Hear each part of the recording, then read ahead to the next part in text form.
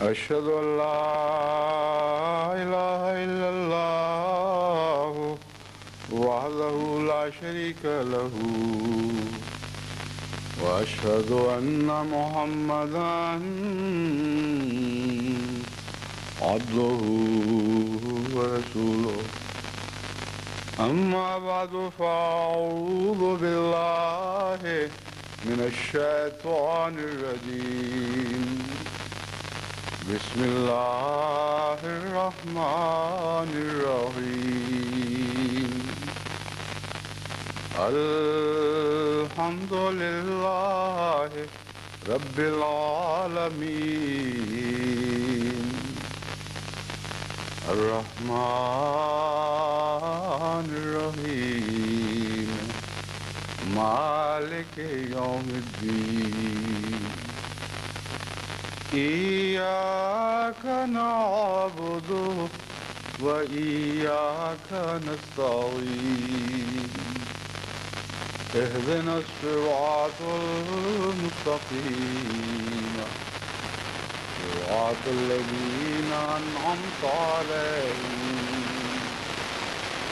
غير المغضوب عليهم ولا الضالين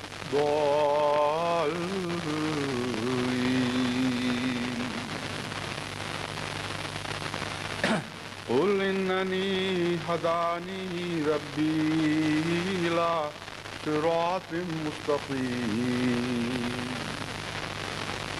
دينا قيما ملة إبراهيم حنيفا وما كان من المشركين قل إن صلاتي ونسكي ومحياي ومماتي لله رب العالمين لا شريك له وبذلك أمرت وأنا أول المسلمين قل غير الله أبغي ربا وهو رب كل شيء ولا تكسب كل نفس إلا عليها ولا تزر وازرة وزر أخرى ثم إلى ربكم مرجعكم فينبئكم بما كنتم فيه تختلفون. سورہ الانعام آیات 162 تا 165. آج خدا تعالیٰ کے فضل سے سفر سے واپسی کے بعد جو اللہ کے احسان اور رحمت کے ہر جہاز سے بہت کامیاب رہا، یہ پہلا خطبہ ہے جو میں اس مسجد فضل لندن میں دے رہا ہوں. یہاں سے جانے سے پہلے جو خطبہ دیا تھا اس میں حضرت اقدس مسیح موعود علیہ السلام کی ایک تحریر پیش کی تھی، جس کے آخری حصے سے متعلق میں نے ذکر کیا تھا کہ میں انشاءاللہ ان 4 امور کو جو اس آخری فقرے میں درج ہیں ایک ایک کر کے وضاحت سے جماعت کے سامنے بیان کروں گا.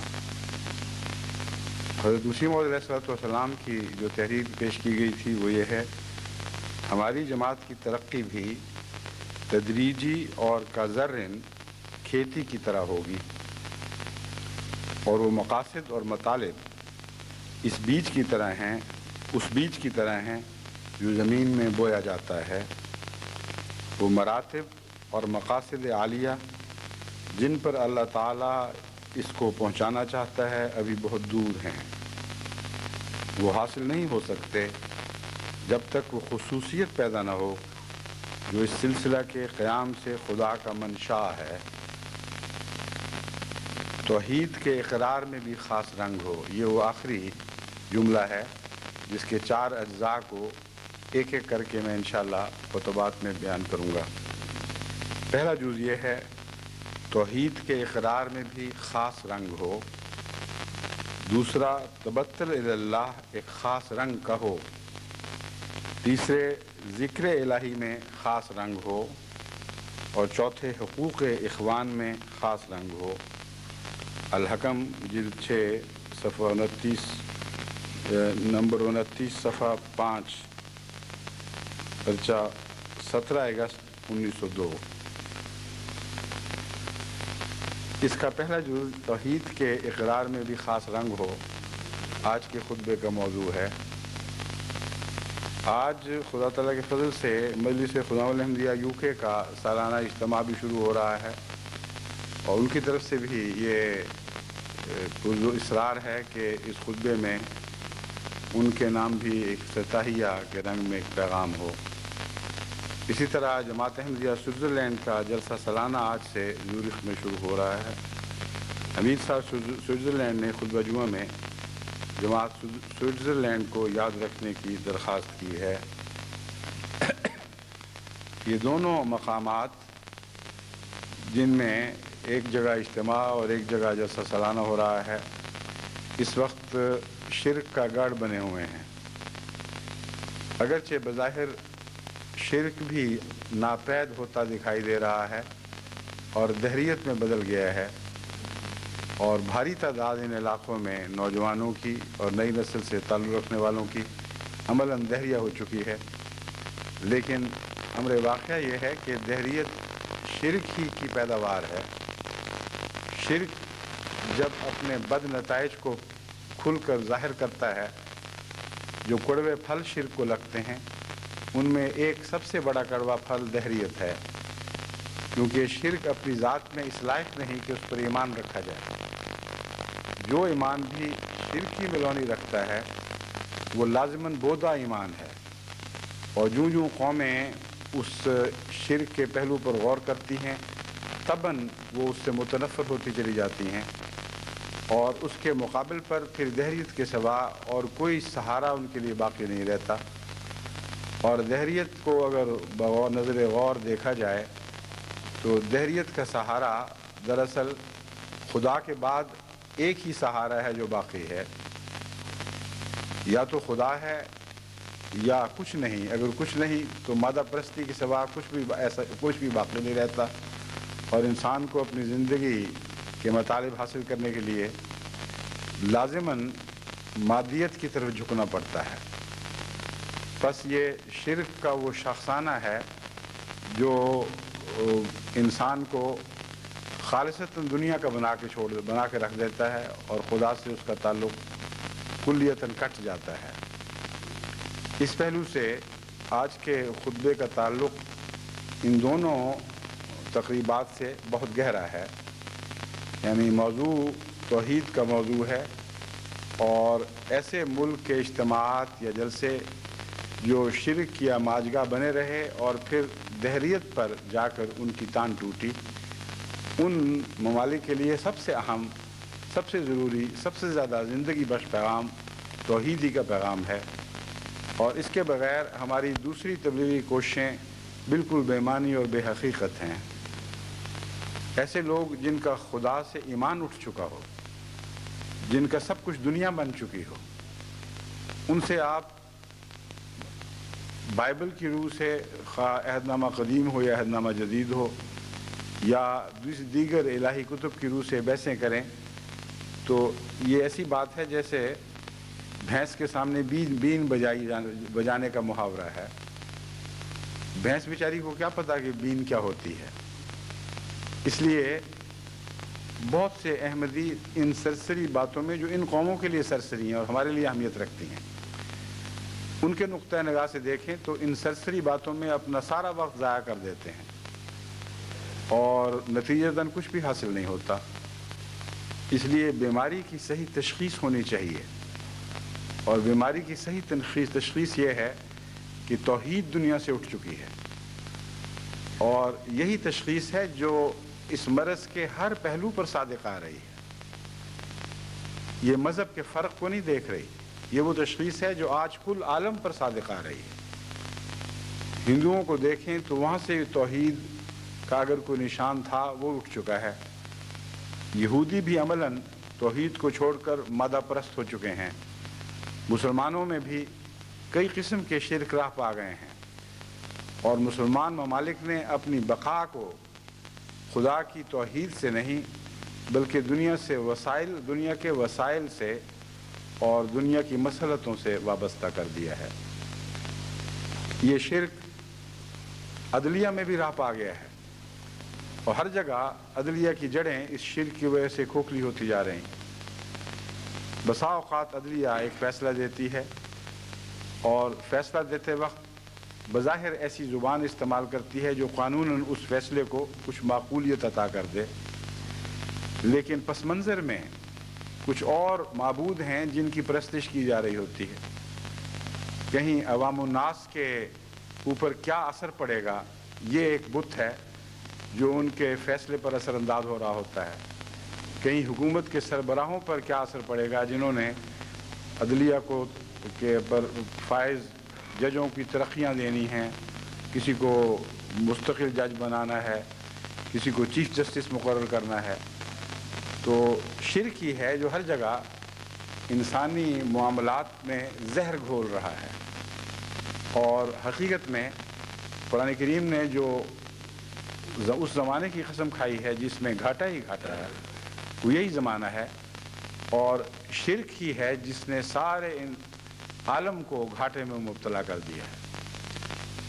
توحید سے متعلق اس سے پہلے بھی میں نے خطبات کا سلسلہ شروع کیا تھا، لیکن یہ مضمون اتنا اہم ہے کہ بار بار جماعت کے سامنے پیش ہونا چاہیے، اور بڑی وضاحت کے ساتھ جماعت کے سامنے اس کے ہر پہلو کو رکھنا چاہیے، کیونکہ اسی میں سارا دین ہے۔ سارے دین کا خلاصہ توحید ہی ہے۔ تبھی حضرت اقدس محمد مصطفیٰ صلی اللہ علیہ وآلہ وسلم نے دو مواقع پر، اور بھی ہوں گے لیکن دو حدیثیں میرے پیش نظر ہیں، ایک موقع پر حضرت ابو ہریرہ رضی اللہ تعالیٰ عنہ کو، اور ایک موقع پر ایک اور صحابی کو نصیحت فرمائی کہ لا الہ الا اللہ میں سب کچھ ہے۔ اگر تم لا الہ الا اللہ کا مطلب سمجھ جاؤ اور اس پر قائم ہو جاؤ تو اس سے نجات وابستہ ہے۔ حضرت ابو ہریرہ رضی اللہ تعالیٰ عنہ والی نصیحت سے متعلق یہ بیان ہوا ہے کہ حضرت عمر رضی اللہ تعالیٰ عنہ نے جب حضرت ابو ہریرہ کو یہ اعلان کرتے سنا، من قال لا الہ الا اللہ فدخل الجنہ، کہ جس کسی نے بھی یہ اعلان کیا یا یہ اقرار کیا کہ اللہ کے سوا کوئی معبود نہیں، وہ ضرور جنت میں داخل ہوگا، تو حضرت عمر ان کو پکڑ کر، بیان کیا جاتا ہے گریبان سے پکڑ کر، حضرت صلی اللہ علیہ وآلہ وسلم کی خدمت میں واپس لائے اور یہ عرض کیا کہ یا رسول اللہ، یہ جو بات کہہ رہے ہیں یہ آپ نے فرمائی ہے؟ آپ نے فرمایا ہاں۔ حضرت عمر نے عرض کیا یا رسول اللہ، اس سے کچھ ناواقف لوگ یا انجان لوگ، لفظ مجھے یاد نہیں، مگر بہرحال مراد یہ تھی کہ کچھ لوگ دھوکے میں پڑ جائیں گے اور دین کو نقصان پہنچنے کا خطرہ ہے۔ وہ لوگ جو اس کے مطالب کو نہیں پا سکیں گے وہ کچھ اور نہ سمجھ بیٹھیں۔ چنانچہ حضرت اقدس محمد مصطفیٰ صلی اللہ علیہ وآلہ وسلم نے اس عرضداشت پر حضرت ابو ہریرہ کو اس اعلان سے منع فرما دیا۔ دوسری حدیث میں حضرت صلی اللہ علیہ وآلہ وسلم کے متعلق ذکر ملتا ہے کہ ایک نوجوان صحابی سواری میں آپ کے پیچھے بیٹھے ہوئے تھے، اور ان سے آپ نے جو نصیحتیں کی اس میں ایک یہ بھی ذکر تھا لا الہ الا اللہ کا۔ اس نے پوچھا کہ کیا میں اس کا اعلان کروں؟ رسول اللہ صلی اللہ علیہ وسلم نے فرمایا نہیں، لوگ جو نہیں سمجھیں گے وہ عمل چھوڑ بیٹھیں گے۔ مطلب یہ ہے کہ اس اقرار کا ہرگز یہ مطلب نہیں کہ عمل سے الگ ہو کر اقرار کیا جائے، بلکہ اصل اس اقرار کا مطلب یہ ہے کہ یہ اقرار عمل میں جاری ہو جائے، اور یہ اقرار اگر سچا ہو تو لازم ہے کہ عمل میں جاری ہو، رک ہی نہیں سکتا۔ یہ ناممکن ہے کہ کوئی حقیقت میں لا الہ الا اللہ کی صداقت کا، اس کی کنوں سے واقف ہوتے ہوئے اقرار کر رہا ہو، اس کے مضمون کو سمجھتے ہوئے اقرار کر رہا ہو، اور پھر بے عمل ہو۔ کیونکہ توحید کا اعمال سے اور اعمال کی تمام تفاصیل سے گہرا تعلق ہے۔ تو اس پہلو سے جماعت احمدیہ کے لیے بار بار توحید کے مضمون کو سمجھنا اور اسے آگے بیان کرنا بہت ضروری ہے۔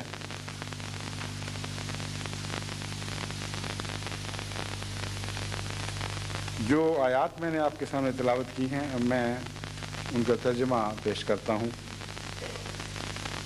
حضرت اقدس محمد مصطفیٰ صلی اللہ علیہ وآلہ وسلم کو مخاطب کرتے ہوئے اللہ جل شانہ فرماتا ہے، قل اننی ہدانی ربی الی صراط مستقیم۔ اے محمد یہ اعلان کر دے کہ مجھے میرے رب نے صراط مستقیم کی طرف ہدایت دے دی ہے یا صراط مستقیم پر چلا دیا ہے۔ وہ صراط مستقیم جو ہم 5 وقت کی نمازوں میں بار بار خدا سے طلب کرتے ہیں، اہدنا الصراط المستقیم۔ اے محمد تو اعلان کر کہ میں اس صراط مستقیم کو پا چکا ہوں، اور وہ ہے کیا؟ دیناً قیمم، دین قیم ہے، ملت ابراہیم حنیفہ، ابراہیم جو حنیف تھا اس کی ملت جس دین پر قائم تھی، یہ وہ دین ہے۔ وما کان من المشرکین، اور ابراہیم کا تعارف اگر کرایا جائے تو اس کا خلاصہ اس سے بہتر نہیں ہو سکتا کہ وہ کسی پہلو سے بھی مشرک نہیں تھا۔ اگرچہ اسلام نے جتنا توحید پر زور دیا ہے اس کا عشر اشیر بھی دیگر مذاہب میں دکھائی نہیں دیتا، مگر کسی مسلمان کا یہ دعویٰ کرنا کہ اسلام ہی نے پہلی بار توحید کو پیش کیا ہے ہرگز درست نہیں، کیونکہ دین قیم جس کا اس آیت میں ذکر ملتا ہے اس کی تعریف دوسری جگہ سورہ قیمہ بینہ میں اللہ تعالیٰ نے فرمائی ہے، اور وہ یہ ہے کہ وَمَا أُمِرُوا إِلَّا لِيَعْبُدُوا اللَّهَ مُخْلِصِينَ لَهُ الدِّينَ حُنَفَاءَ، اور پھر وَيُقِيمُوا الصَّلَاةَ وَيُؤْتُوا الزَّكَاةَ وَذَلِكَ دِينُ الْقَيِّمَةِ، کہ دین قیمہ کیا ہے؟ وہ یہ ہے کہ تمام وہ مذاہب جن کی بنیاد کتاب پر رکھی گئی، یعنی کلام الہی پر رکھی گئی، ان تمام مذاہب کا خلاصہ یہ تھا کہ ان کو خدا تعالیٰ نے توحید اور خالص توحید پر جو حنیفاً کا پہلو رکھتی ہو قائم ہونے کی ہدایت فرمائی، جس میں دین کو خدا کے لیے خالص کر دیا گیا ہو۔ بس آدم سے لے کر حضرت اقدس محمد مصطفیٰ صلی اللہ علیہ وآلہ وسلم تک ادیان کا خلاصہ یہی ہے جو دین قیمہ میں بیان فرما دیا گیا ہے۔ اس لیے یہ کہنا درست نہیں کہ صرف اسلام نے توحید کو پیش کیا، توحید کے بغیر تو مذہب کا آغاز ہی نہیں ہو سکتا۔ یہ وہ مذہب ہے جو اول بھی ہے اور آخر بھی ہے۔ اول اور آخر جو خدا کی صفات بھی ہیں ان کا کامل مذہب توحید ہے، کامل خلاصہ توحید ہے۔ چنانچہ اس کے بعد حضرت صلی اللہ علیہ وآلہ وسلم کو حکم یہ ملتا ہے، یہ اعلان کر اور پھر کیا ہے، قُلْ إِنَّ صَلَاتِي وَنُسُكِي وَمَحْيَايَ وَمَمَاتِي لِلَّهِ رَبِّ الْعَالَمِينَ۔ وہ توحید خالص جسے دین قیم قرار دیا گیا ہے، جسے حنیف ابراہیم کا مذہب قرار دیا گیا ہے، وہ حضرت صلی اللہ علیہ وآلہ وسلم کی وجود میں کس طرح جلوہ گر ہوئی؟ اللہ فرماتا ہے، میں گواہی دیتا ہوں، اے محمد تو اعلان کر کہ اِنَّ صَلَاتِي وَنُسُكِي، میری عبادتیں اور میری تمام قربانیاں، وَمَحْيَايَ وَمَمَاتِي لِلَّهِ رَبِّ الْعَالَمِينَ، اور میری تو ساری زندگی، میرا جینا مرنا کلیتاً خدا کے لیے ہو گیا ہے۔ یہ توحید خالص کا طبی نتیجہ ہے، اور یہ وہ توحید خالص ہے جو حضرت اقدس محمد مصطفیٰ صلی اللہ علیہ وآلہ وسلم کے اقرار میں نہیں ٹھہری، بلکہ وہ اقرار آپ کی سارے وجود میں سرایت کر گیا۔ جب توحید خالص وجود میں سرایت کر جاتی ہے، خون میں دوڑنے لگتی ہے، تو کیسا وجود ظاہر ہوتا ہے؟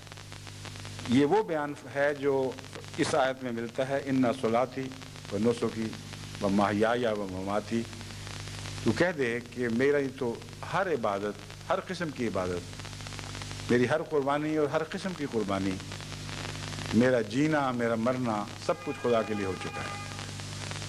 غیر اللہ کی ایسی نفی اس کامل شان کے ساتھ آپ کو دوسرے انبیاء میں بھی دکھائی نہیں دے گی، مگر یہ مراد نہیں ہے کہ وہ موحد نہیں تھے۔ توحید نے درجہ بدرجہ ترقی کی ہے، رفتہ رفتہ نئی شان توحید میں پیدا ہوئی ہے۔ اس کا مفہوم زیادہ گہرائی کے ساتھ انسان کو سمجھایا گیا ہے، اور وہ مقام جس پر حضرت محمد مصطفیٰ صلی اللہ علیہ وآلہ وسلم فائز ہوئے وہ توحید کا آخری مقام ہے۔ بس اگرچہ تمام انبیاء توحید کے علمبردار تھے اور توحید ہی کی طرف بلانے والے تھے، مگر نبی میں اس پہلو سے فرق ہے۔ بس جہاں بھی توحید کا مضمون ملتا ہے وہاں حضرت اقدس محمد مصطفیٰ صلی اللہ علیہ وآلہ وسلم کے علاوہ ابراہیم کا نام آپ کو سنائی دے گا، اور یہ دو انبیاء ہیں جو توحید کے مضمون میں اس درجہ کمال کو پہنچے ہیں کہ جیسے آسمان پر سورج اور چاند ہوں اور باقی سب ستارے ہوں جو نور سے جھلملاتے تو ضرور ہیں مگر ایسی صاف اور پاک روشنی نہیں رکھتے جیسے چاند کو عطا ہوئی یا جیسے ہی روشنی سورج چاند کو عطا کرتا ہے۔ بس توحید کے آسمان پر جو دو سب سے بڑے نیر ہیں، نیرین جنہیں ہم کہتے ہیں، وہ حضرت محمد مصطفیٰ صلی اللہ علیہ وآلہ وسلم اور حضرت ابراہیم علیہ السلام ہی ہیں۔ پھر یہ بیان جاری رہتا ہے، قل کے تابع اے محمد یہ اعلان کر، ومماتی للہ رب العالمین لا شریک لہ، خلاصہ وہی ہے، اس کا کوئی شریک نہیں۔ جس طرح پہلی آیت اس بات پر منتج ہوئی تھی وما کان من المشرکین، وہی مضمون ہے جو حضرت محمد مصطفیٰ صلی اللہ علیہ وآلہ وسلم کی ذات کے حوالے سے سمجھایا جا رہا ہے کہ یہ اعلان کرنے کے بعد میرا سب کچھ خدا کے لیے ہو گیا، پھر خلاصہ یہ نکال لا شریک لہ، اس کا کوئی شریک نہیں۔ وبذالک امرت وانا اول المسلمین، مجھے اسی کا حکم دیا گیا ہے اور میں پہلا مسلمان ہوں۔ بس جب میں نے یہ بیان کیا کہ توحید ہی میں خدا کی اولیت جلوہ گر ہے اور توحید ہی میں خدا کے آخر ہونے کا مضمون بیان ہوا ہے، تو آن حضرت صلی اللہ علیہ وآلہ وسلم کی ذات کے حوالے سے یہ دونوں باتیں آن حضرت صلی اللہ علیہ وآلہ وسلم میں پائی جاتی ہیں۔ اب اول بھی ہیں اور آخر بھی ہیں، شارع بھی ہیں اور خاتم بھی ہیں۔ اس پہلو سے حضرت رسول اکرم صلی اللہ علیہ وآلہ وسلم کی ذات میں جو جلوہ گری توحید نے دکھائی ہے کسی اور ذات میں ویسی جلوہ گری آپ کو نظر نہیں آئے گی۔ قل غیر اللہ ابغی ربا وہو رب کل شیء، کہہ دے خدا کے سوا میں کسی اور کو رب بنا لوں جبکہ وہ ہر چیز کا رب خود ہے۔ ڈھونڈوں کہاں سے وہ وجود جس کا خدا رب نہ ہو؟ یہ مضمون ہے جو حقیقت میں بیان کیا جا رہا ہے۔ جدھر نظر پڑتی ہے سب کا رب خدا ہے۔ ساری کائنات میں ایک ذرہ بھی ایسا نہیں جس کا رب خدا نہ ہو، تو رب کو چھوڑ کر جو ربوبیت جن پر ظاہر ہوئی ان کو میں کیوں رب بنا لوں؟ جب ہر جگہ وہی ہے تو پھر وہی میرا رب ہے، اس کے سوا کوئی رب ہو نہیں سکتا۔ وَهُوَ رَبُّ كُلِّ شَيْءٍ وَلَا تَكْسِبُ كُلُّ نَفْسٍ إِلَّا عَلَيْهَا، اور جہاں تک رب کے سوا دوسری مخلوق یا کائنات کا تعلق ہے ان کے اوپر تو یہ قانون جاری ہے وَلَا تَكْسِبُ كُلُّ نَفْسٍ إِلَّا عَلَيْهَا، کوئی جان، کوئی باشعور ہستی اس سے ایسا کام نہیں کرے گی جس کے متعلق اس کو ذمہ دار قرار نہ دیا جائے۔ لا تکسب میں نے کمائے گی نہیں، الا علیہا مگر اس کی ذمہ داری اس پر ڈالی جائے گی۔ بس دو دلیلیں اس شرک کے خلاف بیان فرمائی گئیں کہ خدا کے سوا کسی اور کو رب سمجھ لو. ہر وجود کا رب خدا ہے، یہ پہلی دلیل ہے. اور جو خود ایک رب کا محتاج ہو اس کو رب بننے کا حق ہی کوئی نہیں. دوسری بات یہ کہ ہر شخص جواب دہ ہے کسی کو، اور اللہ کسی کو جواب دہ نہیں ہے. ہر شخص جو عمل کرتا ہے اس عمل کے بارے میں اس سے پوچھا جائے گا اور اسے خمیازہ بھگتنا پڑے گا. وَلَا تَزِرُ وَازِرَةٌ وِزْرَ أُخْرَىٰ، اور کوئی دوسری جان کسی اور جان کا بوجھ نہیں اٹھا سکے گی.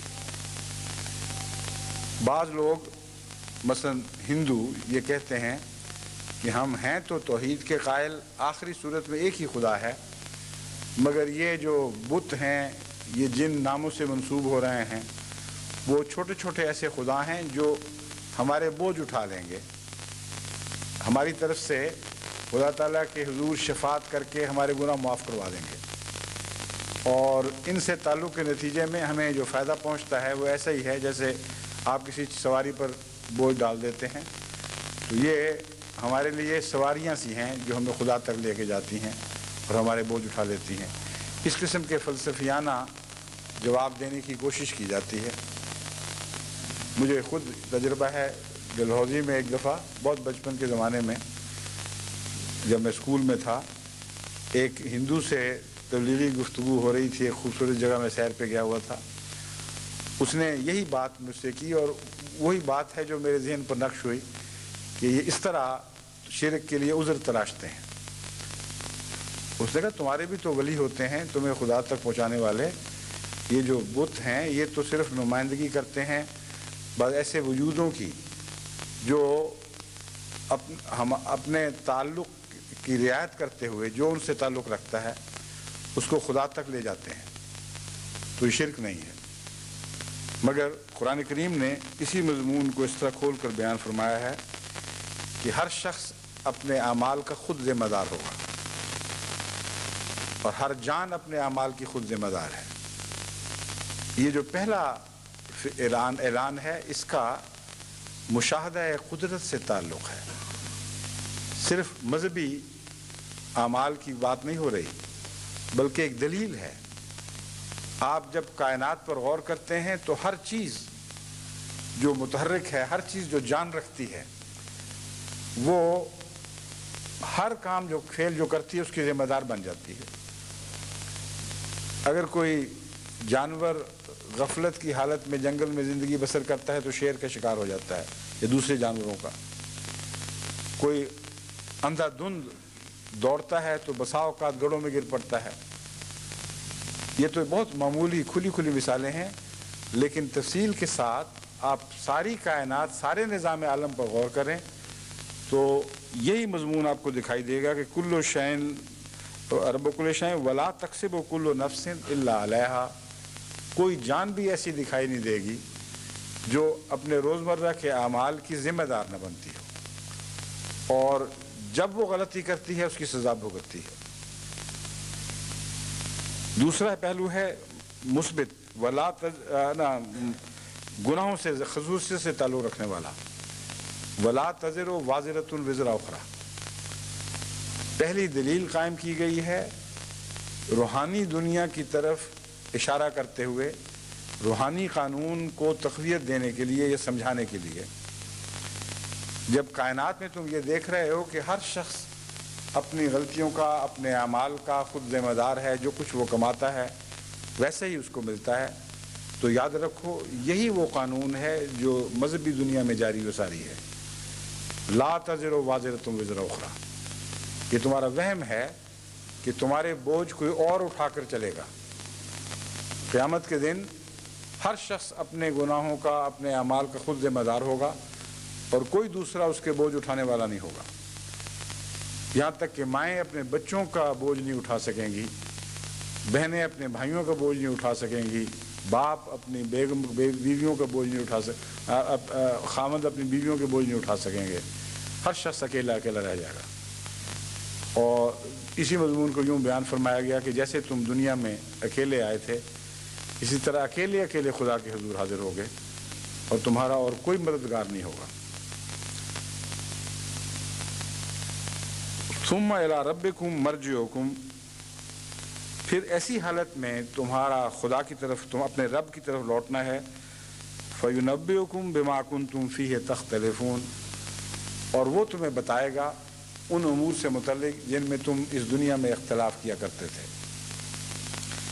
تو توحید کی یہ تعلیم قرآن کریم نے ابراہیم علیہ السلام کے حوالے سے حضرت اقدس محمد مصطفیٰ صلی اللہ علیہ وسلم کو سکھلائی، اور اس کے بعد عملی طور پر توحید کا علمبردار حضرت محمد مصطفیٰ صلی اللہ علیہ وسلم کو پیش کر کے ابراہیم کا حوالہ چھوڑ دیا، اور تمام تر ذکر حضرت محمد مصطفیٰ صلی اللہ علیہ وسلم کا شروع ہو گیا۔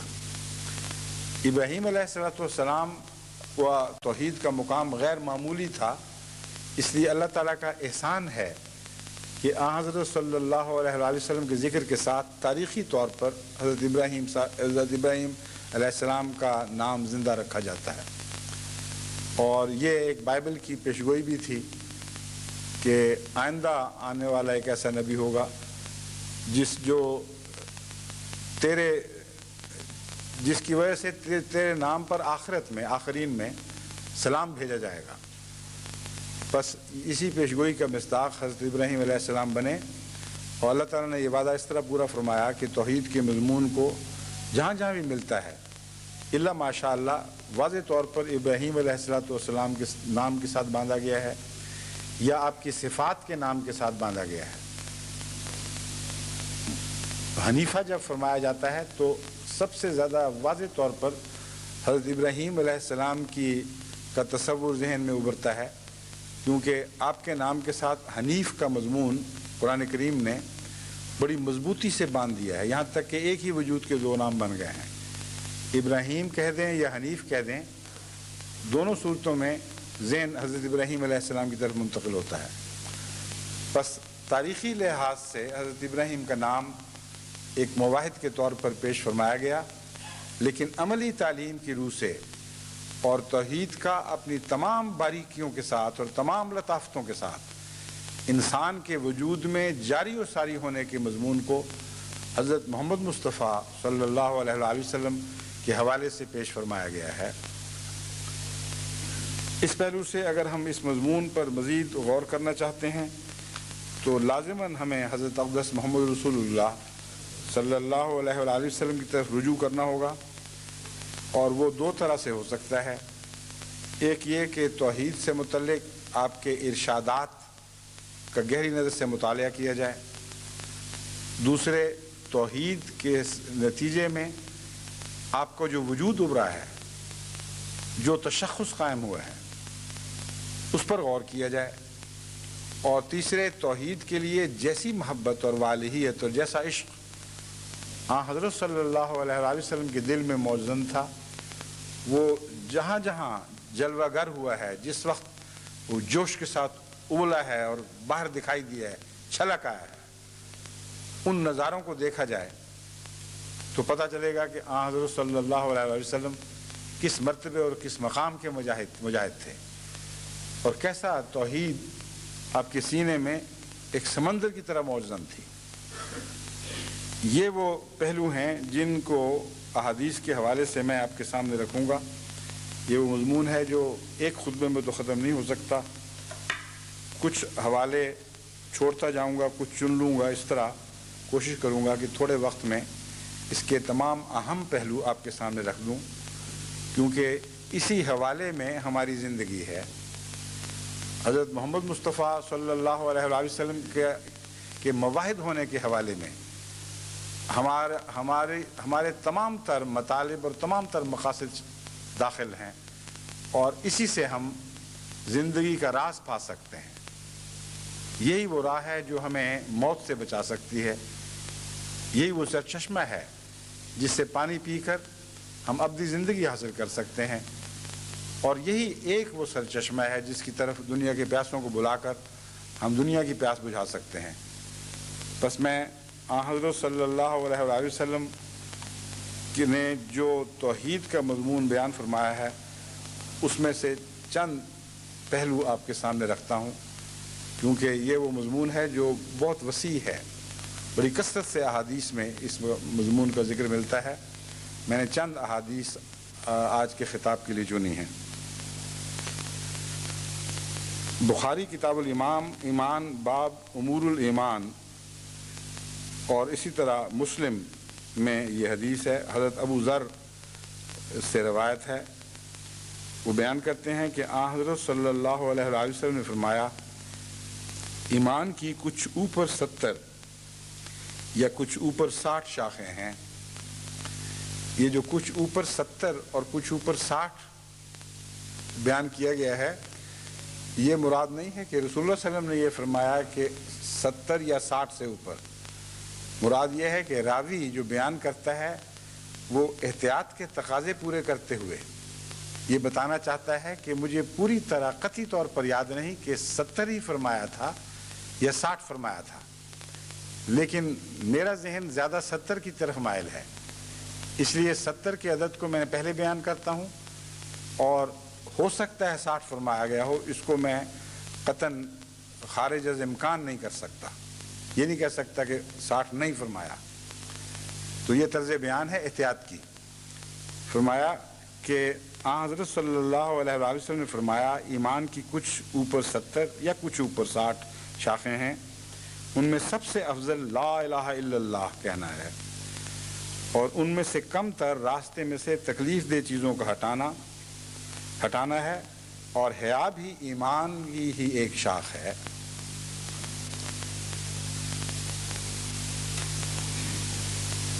حضرت صلی اللہ علیہ وآلہ وسلم نے جہاں ایمان کا ذکر فرمایا ہے، بظاہر توحید کی بات نہیں ہو رہی، لیکن ایمان کا خلاصہ لا الہ الا اللہ میں بیان فرما دیا، اور ایمان کی تمام شاخوں میں سب سے افضل شاخ لا الہ الا اللہ کو قرار دیا۔ اور جیسا کہ بعض دوسری احادیث پر غور کرنے سے پتہ چلتا ہے، لا الہ الا اللہ ہی کی وہ شاخ ہے جس کے سائے میں باقی سب شاخیں پل رہی ہیں، اس ایک شاخ کے وجود کا حصہ ہیں وہ شاخیں دراصل۔ بس ایمان کی 70 سے اوپر شاخیں ہونا اور ان میں سب سے افضل اور سب سے اہم لا الہ الا اللہ کا اقرار ہے، کہنا ثابت کرتا ہے کہ توحید کو ایمان میں سب سے زیادہ مرکزیت اور سب سے زیادہ افضلیت حاصل ہے، اس سے اوپر ایمان کی تعریف ممکن نہیں ہے۔ پھر فرمایا کم تر اس کی تکلیف دہ چیزوں کا رستے سے ہٹانا ہے۔ در حقیقت یہ بھی توحید ہی کا پرتو ہے، توحید ہی کے نتیجے میں ایمان رفتہ رفتہ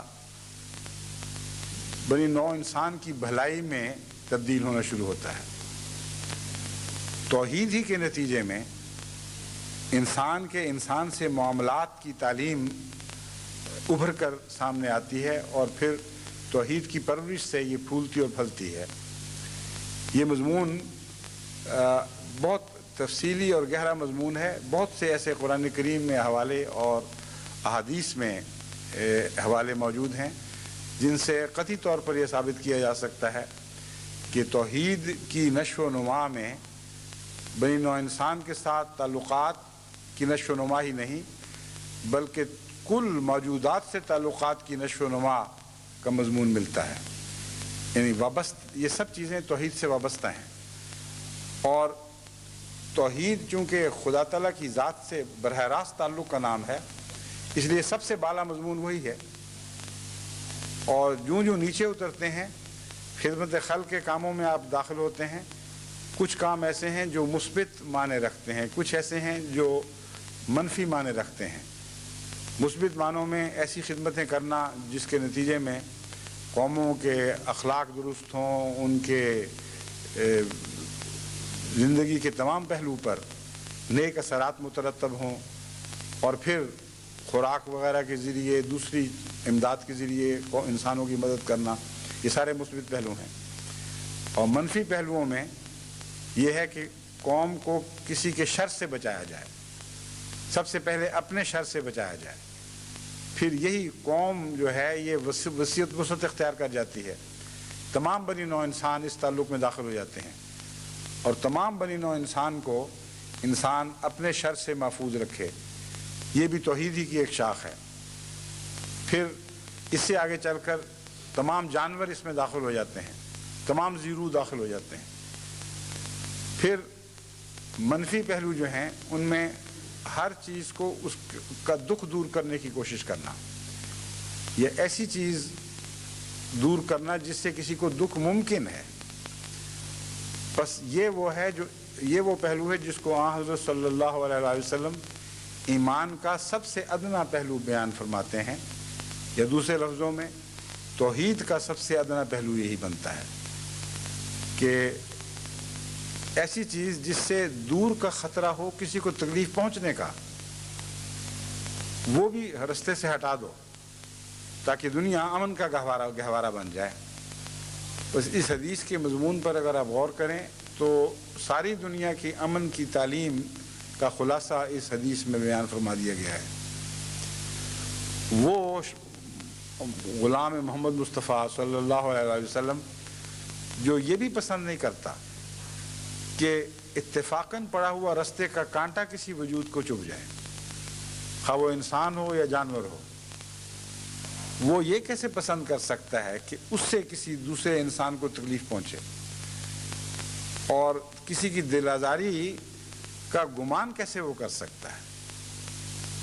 یعنی جو کانٹے کو بھی پسند نہیں کرتا، جو کہیں اتفاقاً پڑا ہوا رہ گیا ہے یا اگ گیا ہے رستے میں، کہ اس سے کسی چلنے پھرنے والے زیرو کو تکلیف پہنچ جائے، وہ یہ کیسے سوچ سکتا ہے کہ میں کسی کی راہ میں کانٹے بو دوں یا میرے وجود سے کسی اور وجود کو تکلیف پہنچ سکے؟ بس یہ امن کے قیام کے لیے ایک عظیم تعلیم ہے جس کا عشر عشیر بھی دنیا کو معلوم نہیں ہے۔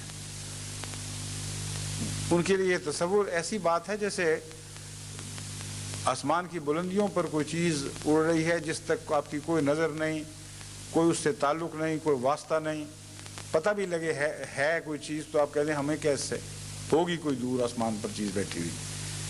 حضرت صلی اللہ علیہ وسلم کی تعلیمات کے بہت سے پہلو ایسے ہیں جو آج کل کی دنیا کے لیے ایسے ہی ہیں جیسے آسمان کی بلندیوں پر نظر سے دور غائب کوئی چیز اڑ رہی ہے اور کوئی انسان سمجھتا ہے کہ میرا اس سے کوئی تعلق نہیں، ہمیں کیا اس سے، ہوتی پھرے۔ مگر واقعہ یہ ہے کہ اس کائنات میں جو انسانی اخلاق کی کائنات ہے، اس میں جو آسمان حضرت صلی اللہ علیہ وسلم کو عطا کیا گیا ہے اور جو زمین حضرت صلی اللہ علیہ وسلم کو عطا کی گئی ہے، یہ وہ زمین و آسمان ہیں جن کا آپس میں گہرا رشتہ ہے، اور کوئی چیز ایسی نہیں جو آسمان پر ہو اور زمین پر سر انداز نہ ہو۔ یہ ویسے ہی ہے جیسے سائنس کی دنیا سے یہ ثابت ہے کہ وہ دور کی باتیں جو 20 ارب سال پہلے دنیا میں رونما ہوئی تھیں، جبکہ دنیا نے اپنے آغاز کا پہلا قدم اٹھایا تھا، پہلا سانس لیا تھا، ان کا اثر آج تک دنیا پر پڑ رہا ہے۔ اور وہ کائنات جو اپنی آخری کناروں پر مزید دور ہٹتی چلی جا رہی ہے، اس کی تاثیرات بھی دنیا پر پہنچتی ہیں اور اثر انداز ہوتی ہیں۔ تو حضرت صلی اللہ علیہ وسلم کی اخلاقی تعلیم جس بلند آسمان سے تعلق رکھتی ہے، اس کے متعلق یہ کہہ دینا کہ یہ بہت دور کی تعلیم ہے، اس کا ہم سے کیا تعلق، یہ محض جاہلانہ باتیں ہیں۔ کوئی ایک چیز بھی ایسی نہیں جس کا دوسری چیز سے تعلق نہ ہو کسی نہ کسی رنگ میں۔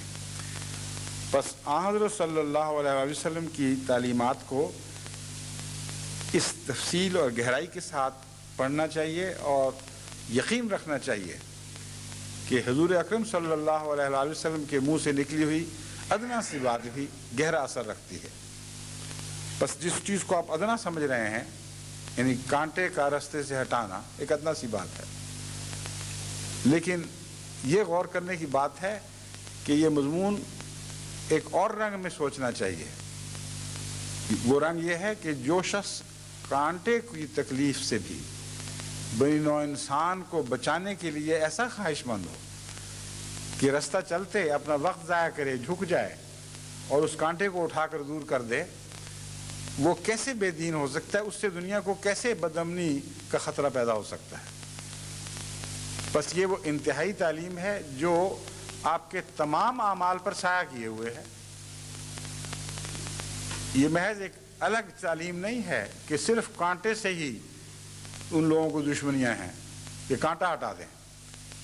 مراد یہ ہے کہ یہاں تک وہ پاک دامن لوگ ہیں اور ایسے نیک نیت لوگ ہیں کہ باقی سب باتوں میں تو ان سے امن ہی امن ہے، رستہ پڑے ہوئے کانٹے کی تکلیف کو بھی وہ دنیا کے لیے پسند نہیں کرتے۔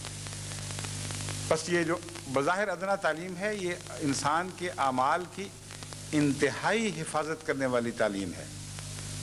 اس کے تمام ادنا دوسرے پہلوؤں کے اوپر یہ تعلیم نگران بن جاتی ہے۔ پھر حضرت صلی اللہ علیہ وسلم نے فرمایا، یہ مسلم کتاب الایمان باب الامر بقتال الناس حتی یقول لا الہ الا اللہ باب میں بیان ہوا ہے۔ فرمایا، حضرت طارق بن اسیم بیان کرتے ہیں کہ میں نے حضرت صلی اللہ علیہ وسلم کو حضرت صلی اللہ علیہ وآلہ وسلم کو یہ فرماتے ہوئے سنا، جس نے یہ اقرار کیا کہ اللہ تعالیٰ کے سوا کوئی معبود نہیں اور انکار کیا ان کا جن کی اللہ تعالیٰ کے سوا عبادت کی جاتی ہے، تو اس کے جان و مال قابل احترام ہو جاتے ہیں اور اس کو قانونی تحفظ حاصل ہو جاتا ہے۔ باقی اس کا حساب اللہ تعالیٰ کے ذمہ ہے، وہی اس کی نیت کے مطابق اس کو بدلہ دے گا۔ بہرحال کلمہ توحید پڑھنے کے بعد بندوں کی گرفت سے وہ آزاد ہے۔ یہ بہت ہی عظیم الشان تعلیم ہے اور اس کا اس پہلی تعلیم سے گہرا تعلق ہے۔ میں نے بیان کیا تھا کہ دراصل ایمان کے ضمن میں جو باتیں بیان ہوئی ہیں وہ توحید ہی کی مختلف شاخیں ہیں جن پر گفتگو فرمائی جا رہی ہے۔ یہاں ایمان کی بحث نہیں بلکہ خالصتاً توحید کی بحث ہے، اور توحید کی تعریف یہ بیان فرمائی گئی ہے کہ انسان جو توحید پر قائم ہو، اس کا جان مال اس کی عزت دوسروں پر حرام ہو جاتی ہے۔ سوال یہ ہے کہ کیوں حرام ہو جاتی ہے؟ میں اگر موحد ہوں تو میری عزت، میری جان، میرا مال، میری دلچسپی، زندگی کی دلچسپی کی چیزیں ان غیروں پر کیسے حرام ہو گئیں جو موحد نہیں ہیں، جو مشرک ہیں؟ یہ سوچنے والی بات ہے، ورنہ کوئی کہہ سکتا ہے کہ یہ فضول دعویٰ ہے، بے معنی دعویٰ ہے، تم ایمان لاؤ توحید پر لاتے پھرو، ہم پر کیوں تمہاری جان مال حرام ہو گئے؟ اس کا جواب یہ ہے کہ موحد کے اوپر دوسروں کے جان و مال حرام ہوتے ہیں، اس کے بغیر یہ نتیجہ نکل ہی نہیں سکتا۔ حقیقی توحید پرست وہ ہے جس پر ہر دوسرے انسان کی عزت لوٹنا حرام، ہر دوسرے انسان کی جان لینا حرام، ہر دوسرے انسان کا مال کھانا حرام، اس کی ہر چیز کا وہ امین بن جاتا ہے۔ اور یہی امانت کی روح ہے جو متقابل یہ تقاضا کرتی ہے کہ میں جب تمہاری جان مال عزت تمہاری آبرو ہر چیز کا امین بن گیا ہوں اور میری طرف سے تمہاری کسی چیز کو بھی کوئی خطرہ نہیں، تو پھر تمہارا کیا حق ہے کہ تم مجھے غیر نظر سے دیکھو اور مجھے ٹیڑھی نظر سے دیکھو؟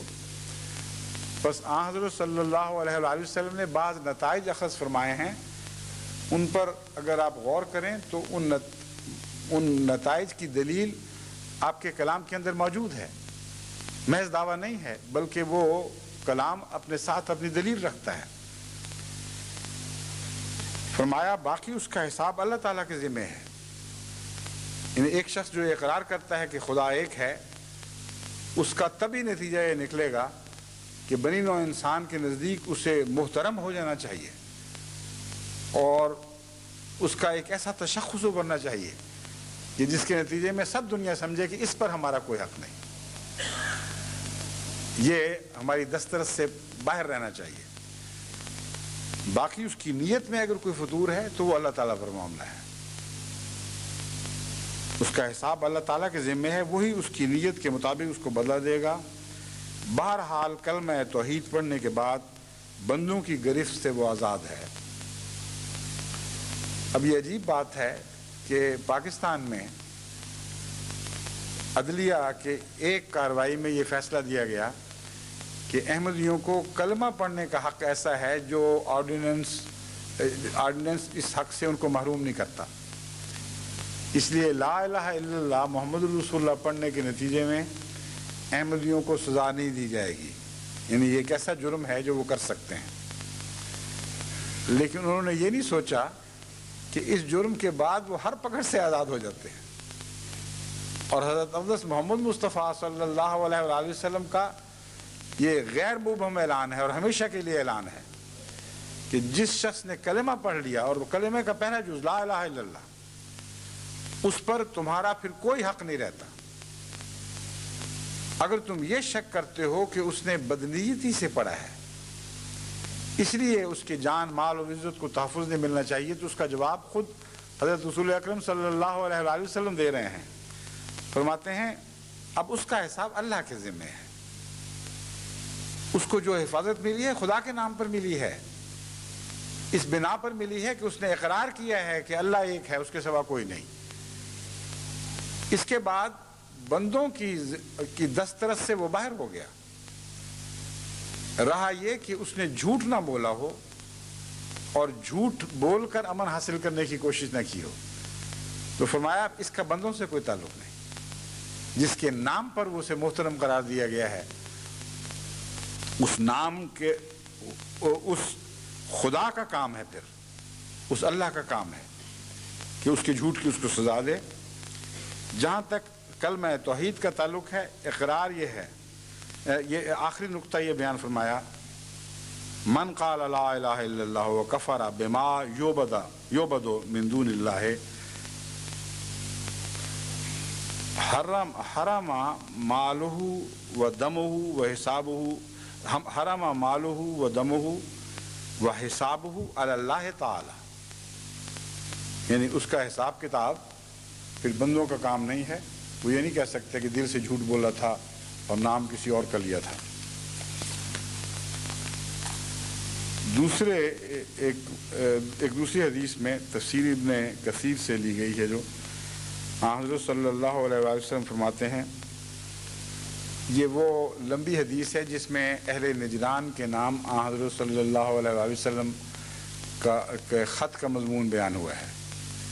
نجران کے عیسائیوں کو جب حضرت صلی اللہ علیہ وآلہ وسلم نے پناہ دی اور ایک پناہ نامہ ان کو لکھ کر دیا گیا، اس میں جو باتیں مذکور تھیں ان میں سے ایک یہ بھی، دو باتیں یہ بھی تھیں. رسول اللہ صلی اللہ علیہ وآلہ وسلم نے اہل نجران کو جو مذہب عیسائی تھے ایک خط لکھا جس کا یہ حصہ ہے، اما بعد میں تم لوگوں کو اس بات کی دعوت دیتا ہوں کہ بندوں کی غلامی اور پرستش سے نکل کر خدا کی بندگی اور پرستش اختیار کرو. یہ توحید کا یہ دوسرا فیض ہے جو میں آپ کے سامنے کھول کر رکھنا چاہتا ہوں. پہلا تو یہ ہے کہ آپ دنیا سے امن میں آ جاتے ہیں. اگر خدا واحد کا اقرار کرتے ہیں، آپ کا حساب خدا پر ہے، بندوں کا پھر کوئی حق نہیں کہ آپ پر زیادتی کریں. اور اس میں یہ بات لازم ہے کہ آپ کسی اور پر زیادتی نہ کریں. یعنی توحید کے اقرار کے نتیجے میں لازماً آپ کو ایسا ہونا پڑے گا کہ آپ کی طرف سے کسی کو کوئی شر نہ پہنچے. پھر فرمایا کہ توحید کا ایک اہم فائدہ یہ ہے، میں تمہیں دعوت دیتا ہوں کہ بندوں کی غلامی اور پرستش سے نکل کر خدا کی غلامی اور پرستش میں داخل ہو جاؤ. امر واقعہ یہ ہے کہ جو شخص صرف اللہ کو خدا بناتا ہے وہ تمام غیر اللہ کی عبادتوں سے آزاد کیا جاتا ہے، ہر قسم کی غلامیوں سے آزاد کیا جاتا ہے. اب یہ جو مضمون ہے یہ مزید توجہ چاہتا ہے، کیونکہ ایک انسان دنیا کے قانون سے ویسے تو آزاد نہیں ہے. ایک انسان جو خدا تعالیٰ کی توحید کا اقرار کر لیتا ہے، اس کے متعلق یہ فرمانا حضرت صلی اللہ علیہ وآلہ وسلم کا کہ وہ تمام بندوں کی غلامی اور پرستش سے آزاد ہو جاتا ہے، یہ کیا معنی رکھتا ہے؟ اب انگلستان میں ہم لوگ ہیں اور انگلستان کے قانون کے پابند ہیں، تو کیا حضرت صلی اللہ علیہ وآلہ وسلم کی اس نصیحت میں اور قرآن کریم کی اس تعلیم میں کہ جہاں رہو وہاں اولو الامر کی اطاعت کرو، کیا کوئی تضاد ہے؟ کیسے انسان آزاد ہوتا ہے؟ اس مضمون کو سمجھ کر انسان کے اندر ایک روشنی کا نیا سورج ابھر آتا ہے۔ امر واقعہ یہ ہے کہ حکومتوں کی اطاعت یا قانون کی پابندیاں دراصل غلامی نہیں ہیں۔ غلامی وہ ذہنیت ہے جس کے نتیجے میں انسان فیصلہ کرتے وقت خدا کو چھوڑ کر کسی اور طاقت کو پیش نظر رکھ کر فیصلے کرتا ہے۔ ایسی صورت میں انسان ہر کس و ناقص کا غلام بن جاتا ہے۔ یہ وہ مضمون ہے جس کو مزید تفصیل سے میں انشاءاللہ آئندہ خطبے میں بیان کروں گا، اور اس کو سمجھنے کے نتیجے میں صحیح آزادی کی روح احمدیوں کو نصیب ہوگی، اور احمدیوں کی وساطت سے تمام دنیا کو حقیقی آزادی کا پیغام ملے گا۔ توحید ہی میں آزادی ہے، توحید کے سوا ہر چیز غلامی ہے، اور ساری دنیا غلامی میں جکڑی گئی ہے۔ اس غلامی کی زنجیروں کو کیسے توڑا جائے گا، یہ وہ مضمون ہے جو حضرت اقدس محمد مصطفیٰ صلی اللہ علیہ وآلہ وسلم نے بیان فرمایا، اور انشاءاللہ چونکہ اب وقت ہو چکا ہے، آئندہ خطبے سے اس مضمون کے متعلق مزید باتیں میں آپ کے سامنے رکھوں گا۔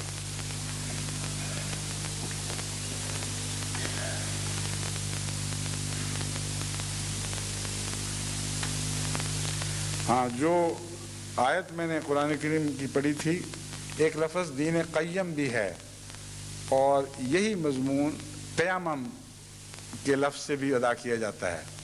تو چونکہ قیم کی عادت تھی، مجھے بتایا گیا کہ میں غلطی سے دینن قیمم پڑھ گیا ہوں، حالانکہ قرآن کریم کی اس آیت میں قیامن کا لفظ ہے، قیمن کا نہیں۔ تو اس تلفظ کی غلطی کو درست فرما لیا جائے۔ مانن، قیمن و قیمن میں اگر فرق ہے تو بہت معمولی، تقریباً ایک ہی چیز کے دو نام ہیں، اور قرآن کریم کی جس چھوٹی صورت کا حوالہ دیا تھا اس میں قیمن کا لفظ یہ ہے، دینن قیمن، اور مضمون وہی ہے جو قیمن میں بیان ہوا ہے۔ اس لیے اگرچہ مانن کوئی فرق نہیں پڑا، لیکن قرآن کریم کی تقدس کا تقاضا ہے کہ ادنا سی زیر زبر کی غلطی بھی نہ ہو، سوائے اس کے کہ لا علمی میں انسان سے ہو جائے، جس کو خدا تعالیٰ جس کو معاف فرما دیتا ہے۔ تو یاد رکھیں کہ اس آیت کریمہ کو درست کر لیا جائے۔ قیامن لفظ ہے یہاں، دینن قیامن، نہ کہ دینن قیمن۔ میں ممنون ہوں منیر احمد جاوید کا، جنہوں نے لکھ کر یہ اسی خطبے میں توجہ دلا دی، ورنہ اگلے خطبے تک، ایک ہفتے تک کئی لوگوں کو غلط فہمی ہو سکتی تھی۔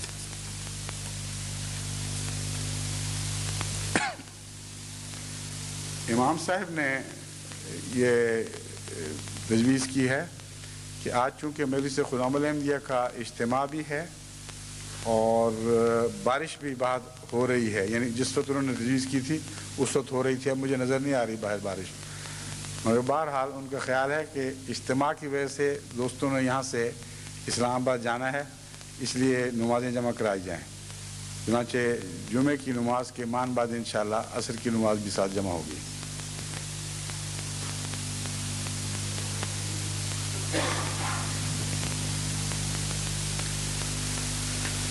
الحمدللہ نحمدہ ونستعینہ ونستغفرہ ونؤمن بہ ونتوکل علیہ ونعوذ باللہ من شرور انفسنا ومن سیئات اعمالنا من یہدہ اللہ فلا مضل لہ ومن یضللہ فلا ہادی لہ ونشهد أن لا إله إلا الله وحده لا شريك له ونشهد أن محمدا عبده ورسوله عباد الله